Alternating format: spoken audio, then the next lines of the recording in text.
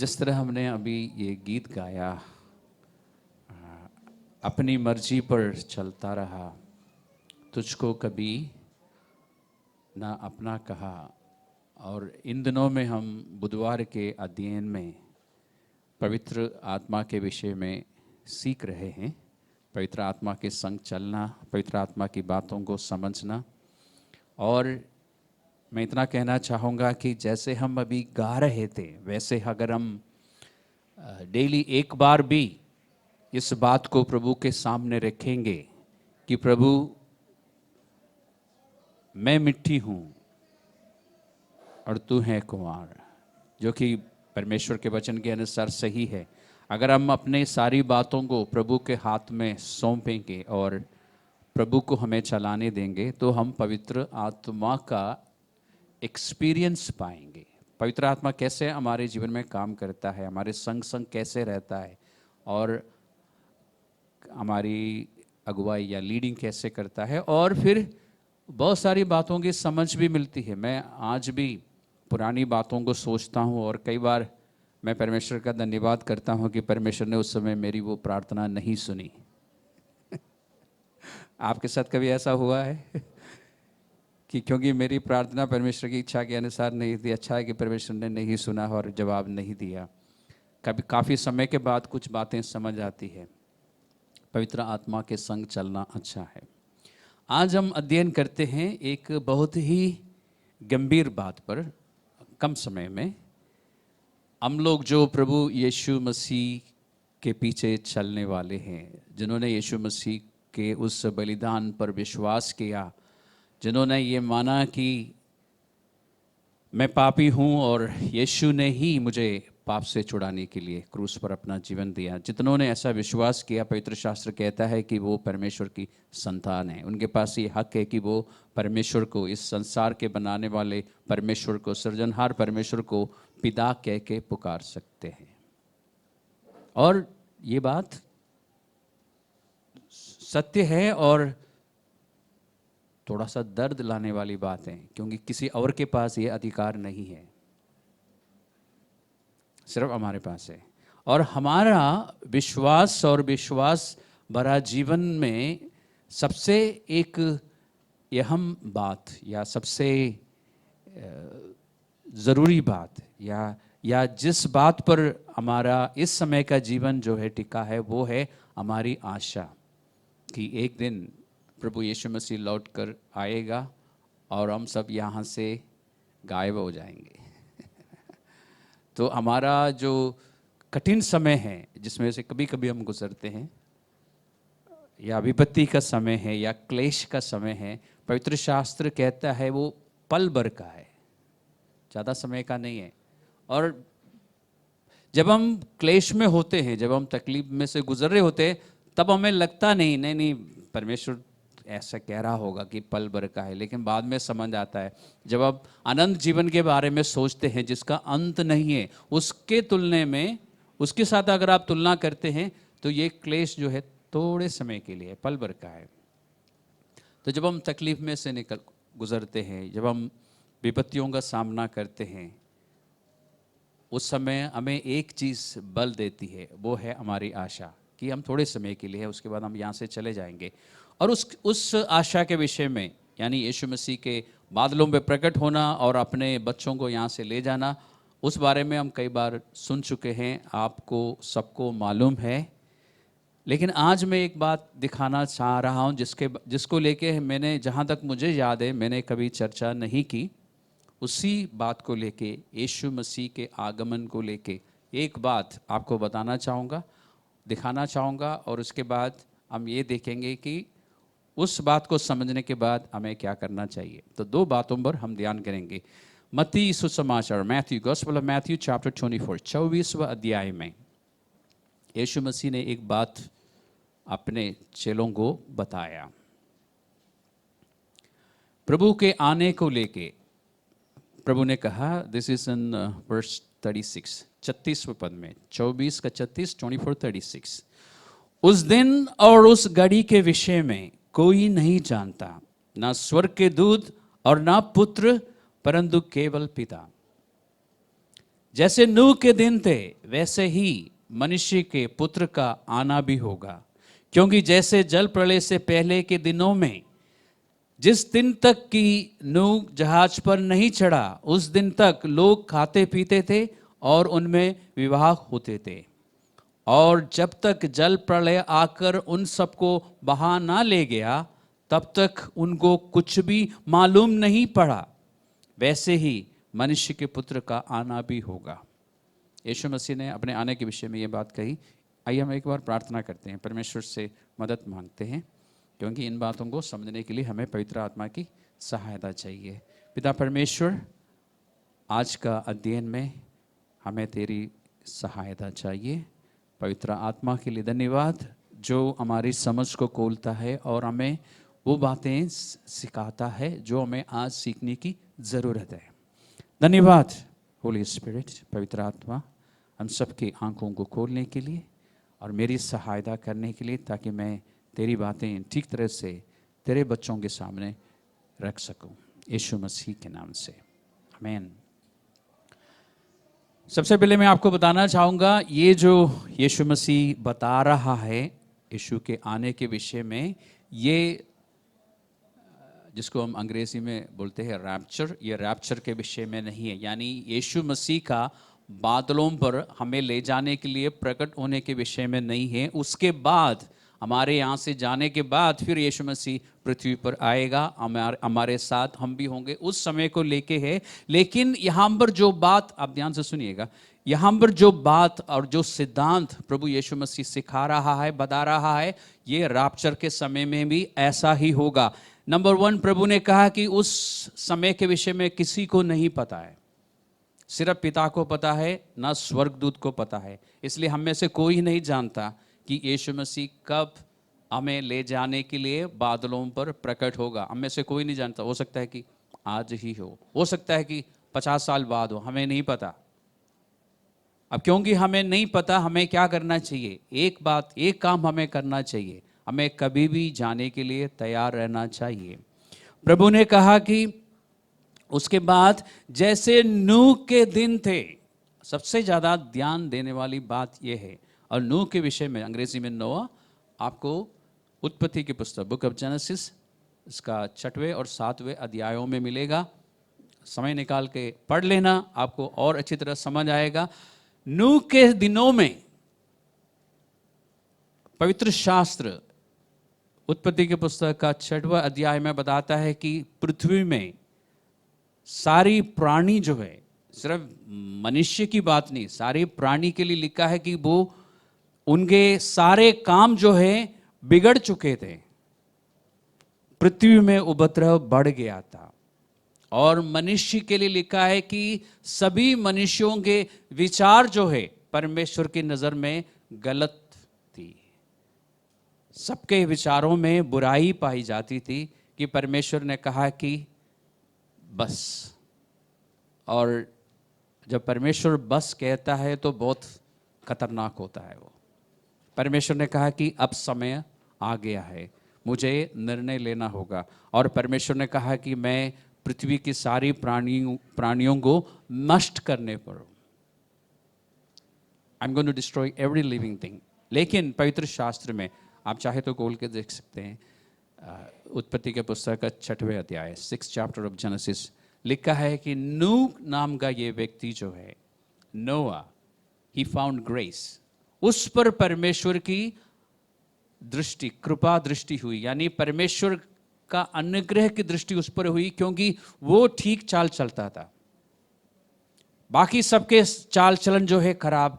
उस बीच में, उस पूरी दुनिया में एक इंसान निकला जो वो परफेक्ट नहीं था, सिद्ध नहीं था, लेकिन वो कोशिश करता था परमेश्वर के आज्ञाओं के अनुसार चलने की। और इसलिए सिर्फ वो ही नहीं, वो और उसकी पत्नी और उसके बेटे और उसकी बहुएं सारे बच गए। कुल मिला के 8 जन थे, सारे बच गए। ध्यान रखिए, एक आदमी जो ठीक चल रहा था, उसकी वजह से उसके परिवार के बाकी लोगों पर भी परमेश्वर की करुणा बनी रही। परमेश्वर ने इस व्यक्ति से कहा कि पृथ्वी पर प्रलय आने वाला है और सारी प्राणी जो है खत्म हो जाएगी। इसलिए एक काम करना, एक जहाज बनाना, लकड़ी का एक जहाज बनाना। The first cruise ship in the world, दुनिया के सबसे पहला क्रूज शिप। लगभग 144 मीटर लंबाई थी उसकी। पता नहीं कितने डेक्स थे उसमें, लेकिन मल्टी डेक वाला एक क्रूज शिप परमेश्वर ने बनवाया। और स्कॉलर्स का मानना है कि 120 साल लगे इसको बनाने में। और जब ये मैं चाहूँगा कि आप थोड़ा सा अपना मन, जो अपना दिमाग जो परमेश्वर ने हमें दिया है, और कल्पना करने की जो शक्ति परमेश्वर ने हमें दी है, इमेजिन करने का, मैं चाहूँगा कि आप उसको इस्तेमाल करें। जब ये एक व्यक्ति अकेले खड़े होके एक बड़ा सा जहाज को बना रहा है, सोचिए इस बारे में। और उसके बेटे और बहुओं भी हाथ बटाते होंगे, थोड़ी बहुत मदद करते होंगे। तो आसपास के लोगों ने देखा जरूर होगा ना, लोगों ने देखा और पूछा भी होगा कि भाई क्या बना रहे हो, और उसने बताया भी होगा। फिर ये भी पूछा होगा कि क्यों बना रहे हो, क्योंकि क्यूरियोसिटी नाम की एक चीज मनुष्य में है हमेशा, है ना। और उसने बताया भी होगा। यानी अगर 100 साल लगे तो 100 साल तक और 120 साल तक, और ध्यान रखना उस जमाने में लोग 120 साल से ज़्यादा जिंदा रहते थे। तो सोचिए 120 साल तक इस व्यक्ति ने प्रचार किया। पतरस की पत्री में, दूसरी पत्री में आपको मिलेगा कि ये व्यक्ति एक प्रचार करता रहा, यानी लोगों को बताता रहा कि प्रलय आने वाला है और सारे के सारे खत्म हो जाएंगे। परमेश्वर ने मुझे आज्ञा दी है कि एक जहाज बनाओ, और मैं इस जहाज में बैठ जाऊंगा, मैं और अपनी पत्नी और मेरे बच्चे, और फिर दो जानवर को भी परमेश्वर ने बोला है कि लेना है। हम सब बच जाएंगे, लेकिन बाकी सब खत्म हो जाएंगे। कारण भी बताया, क्योंकि कोई भी धर्मी नहीं है, कोई भी ठीक चाल नहीं चल रहा है। 120 साल का समय परमेश्वर की करुणा देखिए। परमेश्वर चाहे तो उसी दिन किसी और तरीके से पूरी पृथ्वी के प्राणियों को खत्म कर सकता था, नष्ट कर सकता था। और उस बीच में से ये जो व्यक्ति है ना, नू, और उसको और उसके परिवार को बचा सकता था। परमेश्वर किसी भी रीति से बचा सकता है, लेकिन परमेश्वर ने इतना लंबा समय दिया, एक जहाज बनवाया। ये सब कुछ क्यों किया? उसमें आपको और मुझे क्या दिखना चाहिए? परमेश्वर की करुणा। परमेश्वर नहीं चाहता था उस समय और आज भी कि मनुष्य नाश हो जाए। परमेश्वर क्या चाहता है? सबको मन फिराने का, यानी परमेश्वर की ओर मुड़ने का अवसर मिले, और फिर लोग जब अवसर मिलता है तो उस अवसर का फायदा उठाए और सही निर्णय ले। परमेश्वर बहुत मदद करता है। और आज जबकि ये रैप्चर को लेके नहीं है, ये अंतिम न्याय को लेके है, लेकिन मैंने आपको बताया कि रैप्चर के समय, यानी रैप्चर लैटिन शब्द है जिसका मतलब है कि अचानक प्रभु प्रकट होंगे और हम यहाँ से चले जाएंगे, उसमें भी ऐसा ही होगा। लेकिन उस समय दुनिया का हाल क्या होगा? यहाँ पे लिखा है कि जैसे नूह के दिन में हो रहा था, वो प्रचार करता रहा, और अंत में जब वो नूह का वो जहाज बिल्कुल तैयार हो गया, परमेश्वर ने कहा कि एक काम कर, नोहा को कहा कि उसके अंदर चले जाओ, अपने बच्चों को भी ले जाओ, सबको ले जाओ, और इन सारे जानवरों को ले जाओ। और परमेश्वर ने फिर समय दिया। परमेश्वर ने कहा, आप पढ़ लेना, 7 दिन के अंदर बारिश होगी। तभी लोगों के पास समय था, किस लिए? विचार करने का और निर्णय लेने का।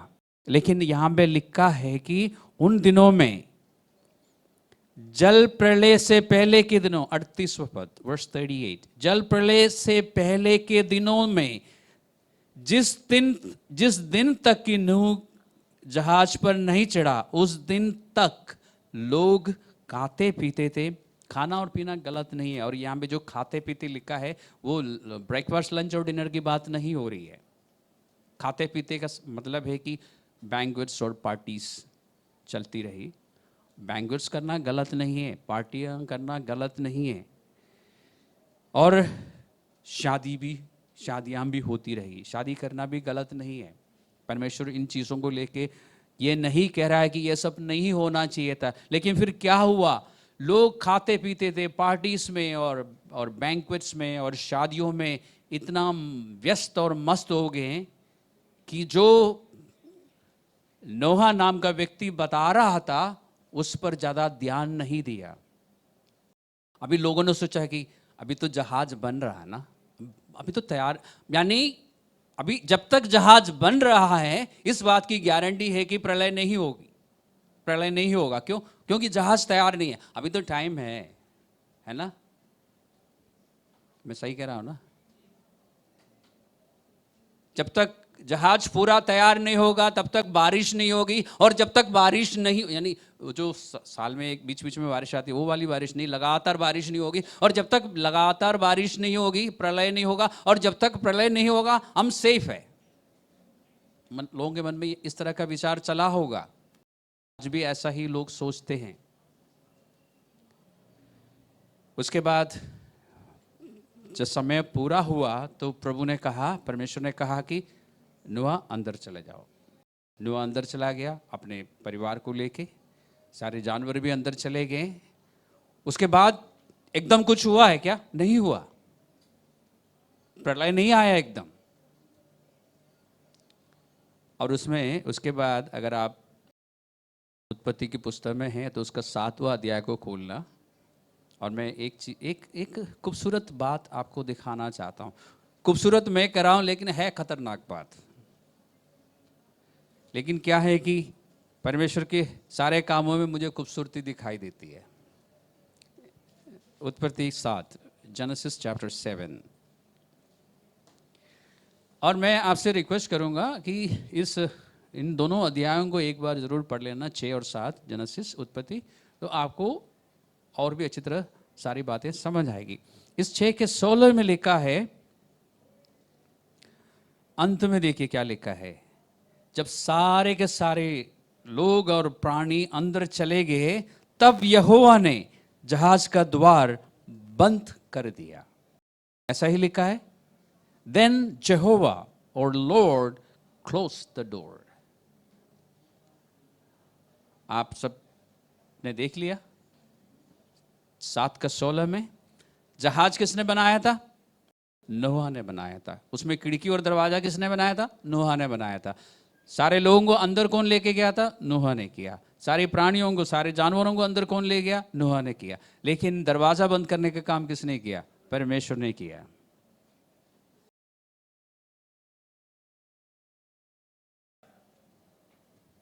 और उस समय, ये तो मैं इमेजिन कर रहा हूं, इमेजिन करने की शक्ति परमेश्वर ने हमें दी है ना, तो मैं इमेजिन कर रहा हूं कि उस समय बारिश होने से पहले जब सब अंदर चले गए तभी लोग बाहर मस्ती कर रहे होंगे। अभी तो टाइम है, अभी तो एक दिन है, अभी तो बारिश कहाँ हुई है, कम से कम 2 दिन लगातार बारिश होगी तभी तो प्रलय आएगा ना। से पहले तो नहीं, बिना बारिश का तो, बिना पानी का तो प्रलय नहीं आएगा। लॉजिकली सोचते थे लोग, लोगों को तजुर्बा है, वैसे भी शहर के बाहर रहते थे, बारिश के बारे में अच्छी तरह मालूम था उनको।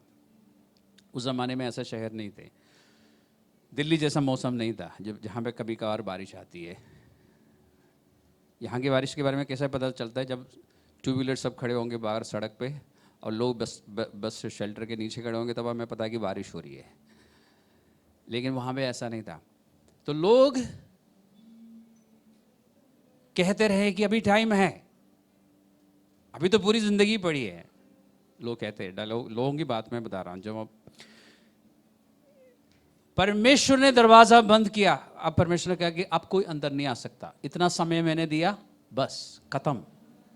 और आज के समय में भी, आज के इस चर्च के युग में, इस अनुग्रह के युग में भी ऐसा ही होगा। अचानक परमेश्वर कहेगा कि बस, यीशु मसीह बादलों पर प्रकट होंगे, चर्च यानी कलीसिया, विश्वासी लोग यहां से चले जाएंगे, मुक्ति के लिए दरवाजा बंद। तो हमें ध्यान देने वाली बात यह है, जिस तरह हमने मुक्ति पाई, जितनी आसानी से हमें मुक्ति मिली, उतनी आसानी से उस दिन के बाद, उस पल के बाद किसी को मुक्ति नहीं मिल सकती। हमारे रिश्तेदार, हमारे मित्रगण, हमारे पड़ोसी जो अगर विश्वासी नहीं है यहाँ रह जाएंगे, उनमें से किसी को भी आप कितना भी चाहे इस तरह मुक्ति नहीं मिल सकती, उद्धार नहीं मिल सकता। इसलिए लिखा है कि परमेश्वर ने दरवाजा बंद किया। अगर परमेश्वर ने दरवाजा बंद करने का काम नूहा को दिया होता तो नूहा क्या करता? अगर नूहा की जगह आप होते, अगर मैं होता,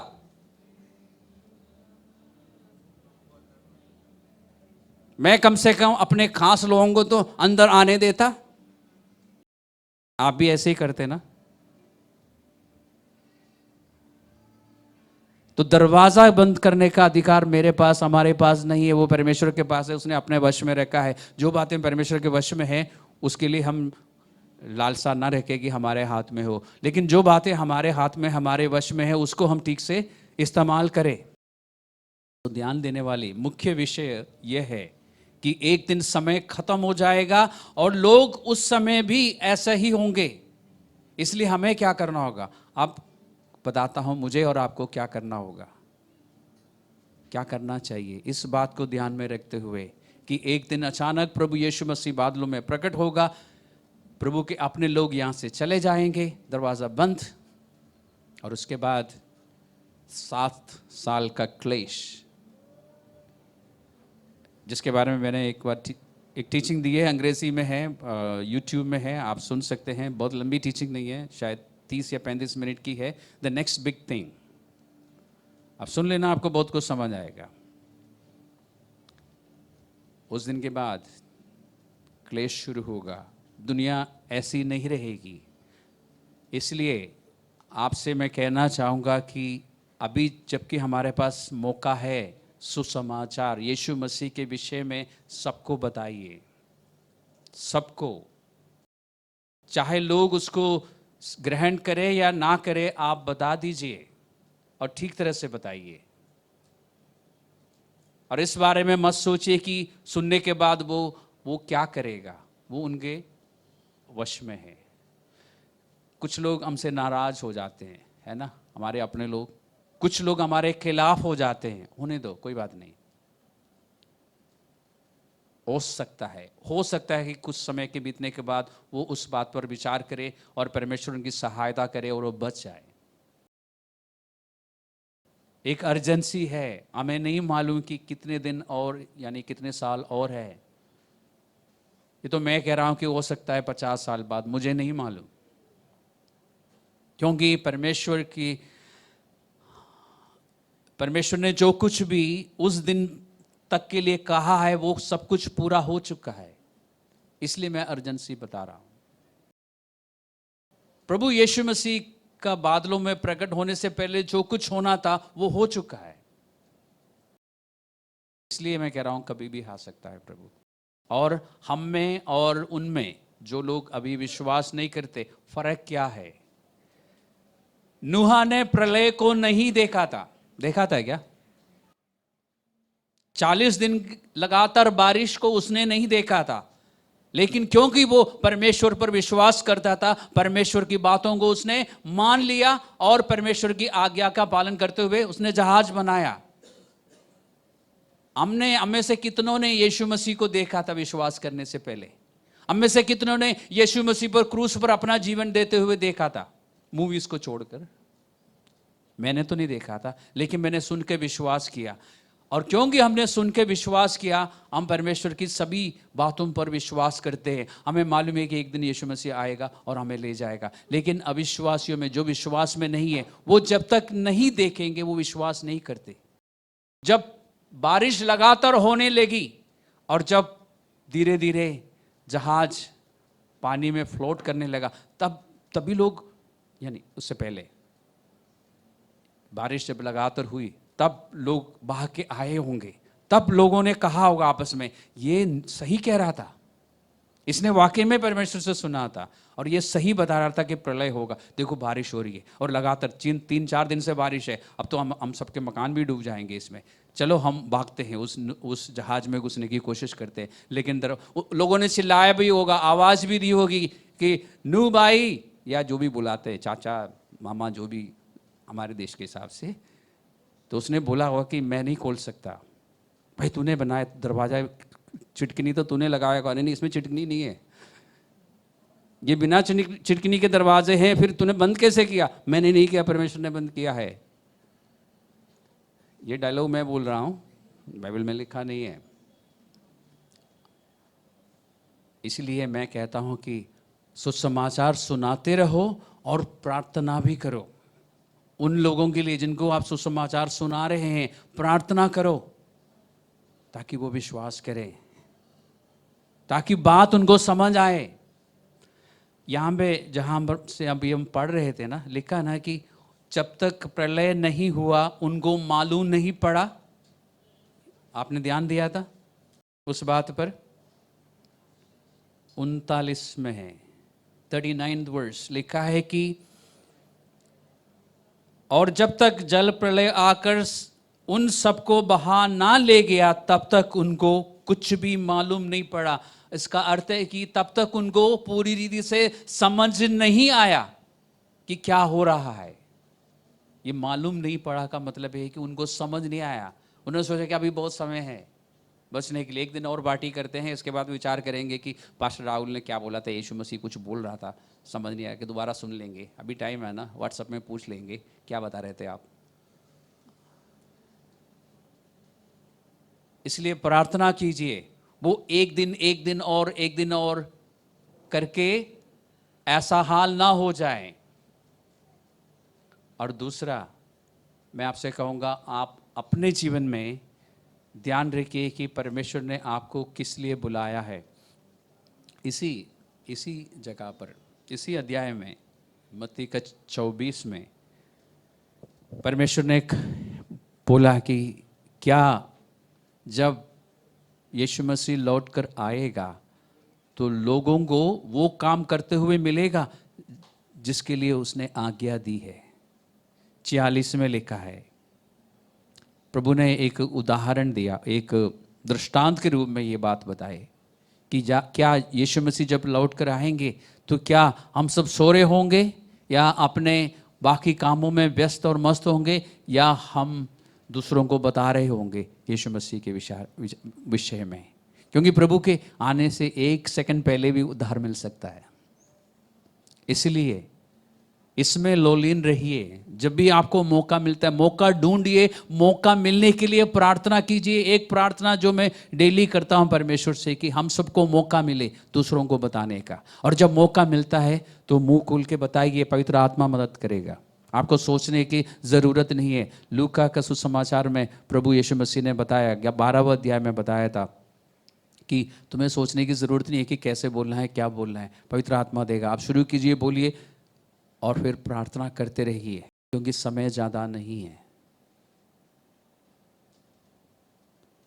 ये दोनों काम प्रभु ने जो आज्ञा दी है कि दूसरों को सुसमाचार सुनाना है, वो सुनाते रहिए और अपने जीवन का ध्यान रखिए। जैसे अभी शुरुआत में मैंने एक गीत से बताया ना कि वो परमेश्वर जो है एक कुमार की तरह हमारे जीवन में काम कर सके, कि हम बदलते जाएं, हम बदलते जाएं।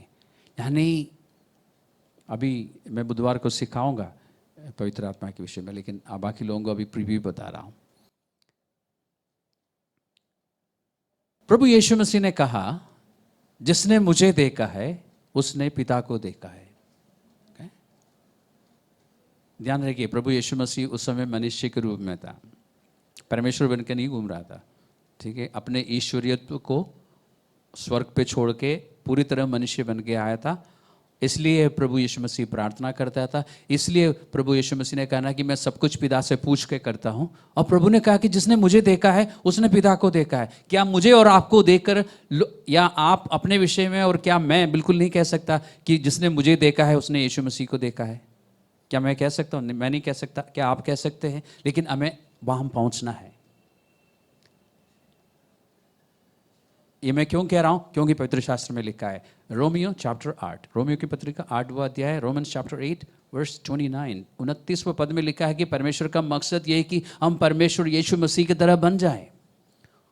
उस पर थोड़ा सा ध्यान रखिए, उस चीज़ के लिए तैयार रहिए, ताकि पवित्र आत्मा आपको जैसे एक कुंवार मिट्टी से खूबसूरत बर्तन को बनाता ना, वैसे आपको और मुझे बनाए। रसिस्ट ना करे, विरोध ना करे। पवित्र आत्मा जो कुछ काम करता है तो हम लोग नहीं चाहते। हम तो चाहते हैं कि हम जैसे चाहते हैं वैसे सब कुछ चलता रहे, और परमेश्वर तू हमारे लिए, मेरे लिए हमेशा एटीएम बन के रहना। एटीएम आप जानते हैं ना, एनी टाइम मनी, मतलब मुझे मनी के मतलब कुछ जो कुछ मुझे चाहिए परमेश्वर, मैं मांगूँ, मैं इधर से मांगूँ उधर से मुझे मिलता रहे, और मैं सबको बताता रहूँगा कि मेरा परमेश्वर कितना महान है। जो चाहे मांगो मिलता रहता है। तो 2 बातों पर ध्यान दीजिए, बल्कि 3 बातों पर। एक, सुसमाचार सबको बताइए, लोगों के लिए प्रार्थना कीजिए, और अपना जीवन का मकसद क्या है उस पर ध्यान रखिए कि हम यीशु मसीह की तरह बन जाएं, ताकि मुझे देखने वाला व्यक्ति की यीशु मसीह को देखे, मुझ में यीशु मसीह दिखाई दे। इन तीनों बातों पर हम इस पूरे साल ध्यान करेंगे। और परमेश्वर ने शुरुआत में ही हमसे कहा था कि हमें डरने की ज़रूरत नहीं, वो हमारे संग रहेगा, वो हमें बल देगा, और हमें और किसी जगह में मदद ढूंढने की ज़रूरत नहीं। हमारी सहायता हमारे परमेश्वर की ओर से है। परमेश्वर की आशीष आप सभी लोगों के साथ बनी रहे।